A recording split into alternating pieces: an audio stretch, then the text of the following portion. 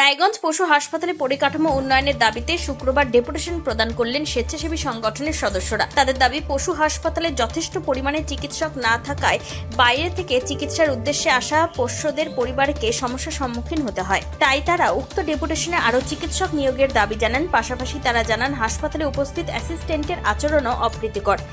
এদিন স্বেচ্ছাসেবী সংগঠনের সদস্যরা হাসপাতালের চিকিৎসক ডক্টর রাকেশ মণ্ডলের কাছে এই বিষয়ে সরব হয়ে একটি ডেপুটেশন প্রদান করেন। ডেপুটেশন প্রদানের পর তাদের এই বিষয়টির দিকে আলোকপাত করা হবে বলে জানান হাসপাতাল কর্তৃপক্ষ। এদিন এই বিষয়ে সায়ন ঘোষ কি বলছেন শুনব। কি নাম আপনার, কি দায়িত্ব রয়েছে? নমস্কার, আমার নাম সায়ন ঘোষ। আমি ফিটপথ ইনিশিয়েটিভের ফাউন্ডার অ্যান্ড ডাইরেক্টর। আচ্ছা, আজকে কি জন্য আসা এখানে?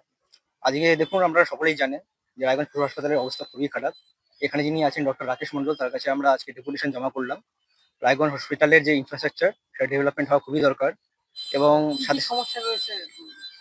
এবং তার সাথে সাথে যে সমস্যা আমরা ফেস করছি সেটা হচ্ছে ডাক্তার এখানে খুবই কম। অনেক সময় ডাক্তার অ্যাভেলেবেল থাকেন না, আসলে তাকে পাওয়া যায় না। এবং যে অ্যাসিস্ট্যান্ট আছেন, যত সম্ভব তার নাম পম্পা পাল এরকম কিছু, তার ব্যবহার খুবই খারাপ। আমাদের একজন সদস্য একবার এসেছিলেন, তার সাথে যথেষ্ট খারাপ ব্যবহার করেছেন। আই থিঙ্ক পশুদের প্রতি সহৃদয় ব্যক্তিদেরকে পোস্টে অ্যাপয়েন্ট করা দরকার আছে। আরও অ্যাসিস্ট্যান্টের দরকার আছে। ইনফ্রাস্ট্রাকচার, যেটা মেডিসিন হয়ে গেল, স্যালাইন হয়ে গেল, ওটি রুমটা বেশি শুধরানো দরকার আছে।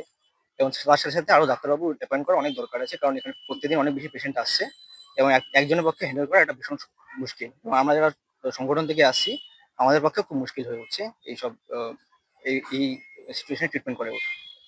কি চাইলেন? কি বললেন? উনি বললেন যদি হায়ার অথরিটিকে বলবেন। আজকে উনি বললেন যে না, আমরা ডেপুটেশনটা দিয়েছি, সেটা উনি হায়ার অথরিটির কাছে পৌঁছাবেন এবং আগামী দিনে যাতে পশু হাসপাতালে আরও উন্নতি হয় সেটা উনি দেখবেন। রায়গঞ্জ থেকে বিশেষ প্রতিনিধির রিপোর্ট, টাইমস 14 বাংলা।